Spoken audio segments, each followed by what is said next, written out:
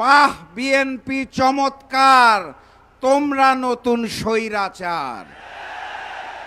দ্রব্যমূল্যের ঊর্ধ্বগতি, বিদ্যুতের ভুতুরে বিল, তেল গ্যাস জ্বালানির দাম বৃদ্ধিকরণ করে বাংলার মানুষকে ভাতে এবং পানিতে যারা মারতে চায় তাদের আমরা বলতে চাই, বাহ বিএনপি চমৎকার, তোমরা নতুন স্বৈরাচার। আমরা ফ্যাসিবাদ মুক্ত হয়েছিলাম। আজকের এই দিনে ফ্যাসিস্ট শেখ হাসিনা পালিয়ে গিয়েছিল। আজকের এই দিনে আমরা ভারতীয় আধিপত্যবাদ মুক্ত হয়েছিলাম। কিন্তু বাস্তবতা মাত্র 2 বছর যেতে না যেতেই আবার নতুন করে সেই ভারতীয় আধিপত্যবাদের আনাগোনা শুরু হয়েছে।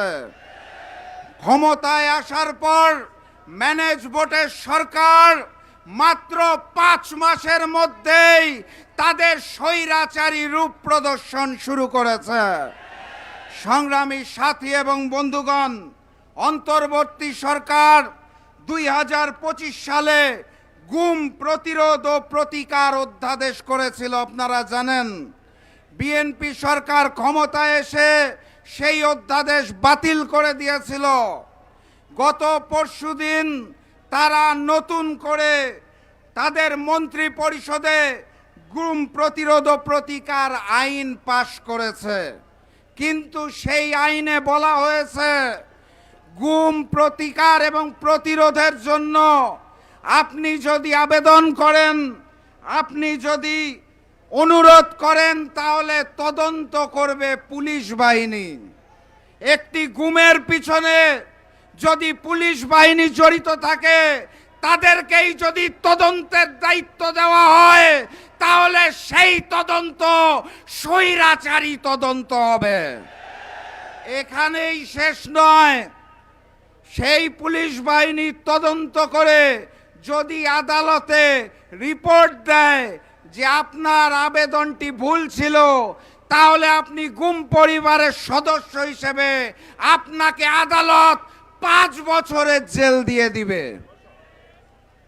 বাহ বিএনপি চমৎকার, তোমরা নতুন স্বৈরাচার। গতকাল বাংলাদেশের কলেজে, বিশ্ববিদ্যালয়ে, মাদ্রাসায় ছাত্রলীগ রূপে সেই একই হেলমেট পরে যেই ছাত্র দল এসেছে, সেটাই নতুন ফ্যাসিবাদ। বাহ বিএনপি চমৎকার, তোমরা নতুন স্বৈরাচার।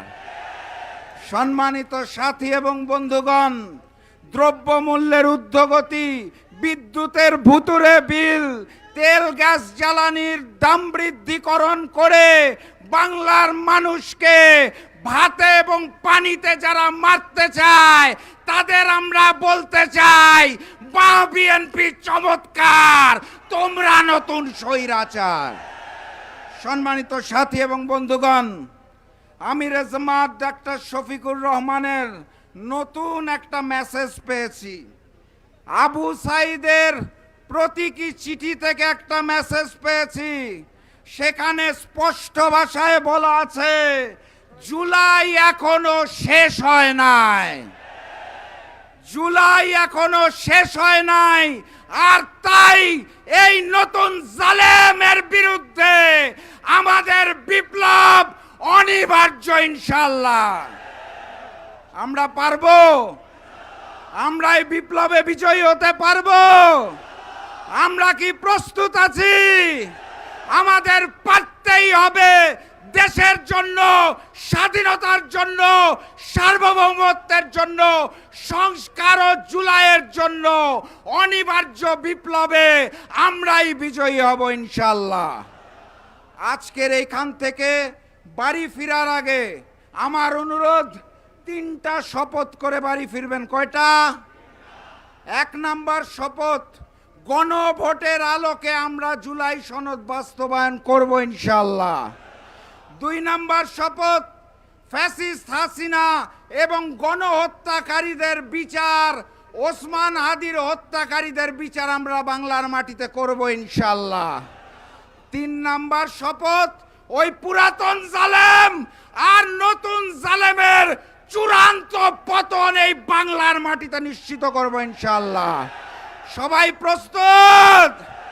দেখা হবে বিপ্লবে, দেখা হবে বিজয়ে। বিজয়ের পথে যাত্রা শুরু, জীবন অথবা মৃত্যু। আসসালামু আলাইকুম।